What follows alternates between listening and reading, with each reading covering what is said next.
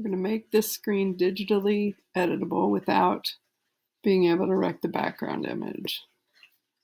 So first thing we're going to do is highlight this. First thing we're going to do is screenshot this. Key info here.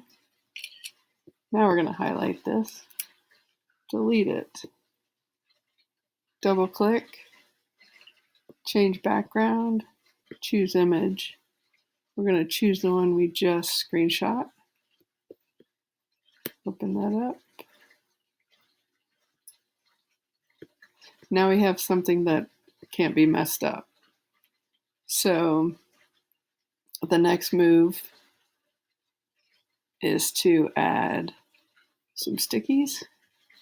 So we'll make a little text box, size that we want. Then go to background, pick your sticky note color. If you want it, you can turn it a little, and then make sure that the font is small enough.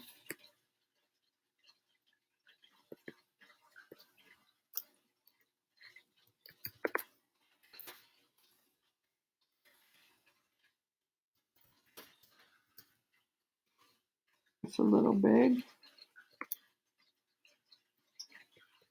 Make that smaller. So that looks pretty good. You can do an outline, thin outline, and then copy it. Double click, copy, and then you can hit Command V, V, V, and do several of them. Let's do one more. We'll bring it up here. Maybe turn this one a little differently. Let's change the background color, and we'll make some purple ones. Then you have to copy it again. And Control. Nope. I copied the text. See if that works.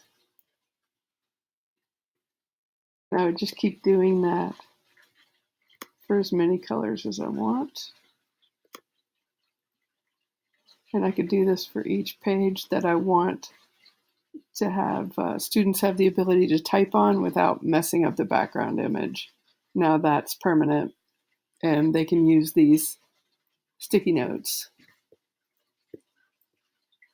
like they would if we were in class. So I'm just going to copy that and Command V, V, V, so I can fill that with as many as I want.